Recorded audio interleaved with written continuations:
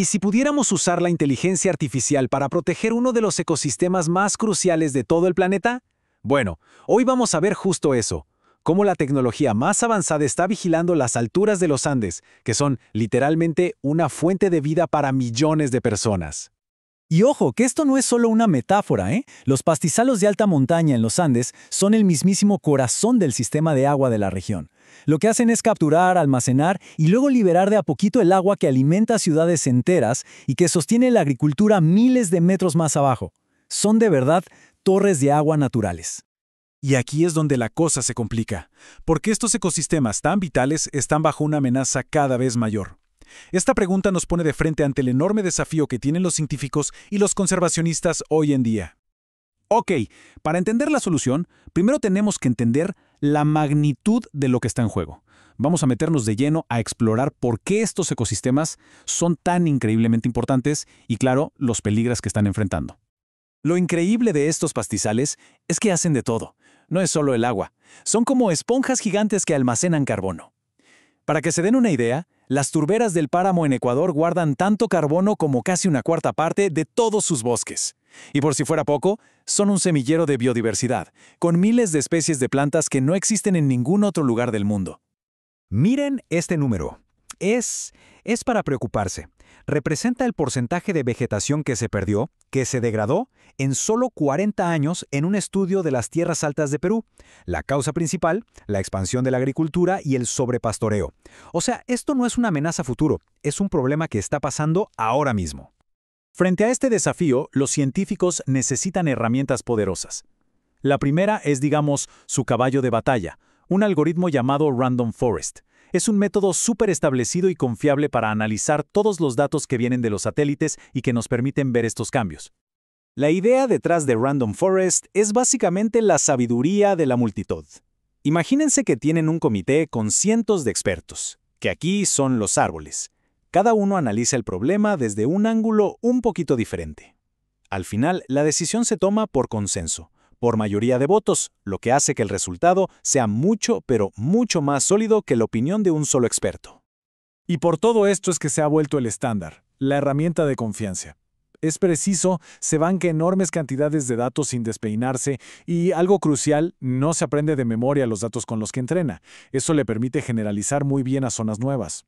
Y encima nos dice qué datos son los más útiles. Para un científico, eso vale oro. Pero como siempre pasa en el mundo de la tecnología, ¿verdad? Ya hay un nuevo retador en la esquina. Así que ahora vamos a conocer al contrincante, el aprendizaje profundo, o Deep Learning. Es más nuevo, más complejo y potencialmente muchísimo más poderoso. Esta comparación resume la diferencia clave. Con Random Forest, los científicos tienen que elegir qué características analizar, como por ejemplo los índices de vegetación. Con el aprendizaje profundo, el modelo solito descubre cuáles son las características más importantes directamente de la imagen del satélite. Es un salto enorme. Piensen en esto como si fuera un cerebro artificial, uno con muchísimas capas. Las primeras capas aprenden a ver cosas sencillas, como bordes o texturas. Las capas de más adentro combinan esa información para reconocer patrones súper complejos, como un tipo específico de pasto en una ladera. Y todo esto sin que un humano le diga qué buscar. Así que ya tenemos a los dos competidores. Por un lado, el campeón probado, Random Forest, y por el otro, el poderoso retador, el aprendizaje profundo. Llegó la hora de ponerlos cara a cara, ahí mismo en el terreno de los Andes. La pregunta del millón, ¿no? ¿Será que la tecnología más nueva y compleja siempre le gana a la que ya conocemos y funciona tan bien? La respuesta, como vamos a ver, es mucho más interesante que un simple sí o no. Los resultados son súper reveladores, porque resulta que no hay un solo ganador. En un estudio en Perú, Random Forest fue increíblemente preciso, un 97%. Pero en un ecosistema más enredado en Ecuador, el aprendizaje profundo tuvo un mejor desempeño general. El punto clave aquí es que la mejor herramienta depende de la tarea específica y del paisaje que se esté mirando. Pero esperen, porque esto nos lleva a una revelación todavía más importante. Resulta que el debate sobre qué algoritmo es mejor quizá nos está distrayendo de lo que de verdad importa. El verdadero secreto para un monitoreo preciso no está solo en el modelo, sino en algo mucho más básico. Exactamente. Al final del día, la calidad de los datos con los que alimentas al sistema es más importante que el algoritmo en sí.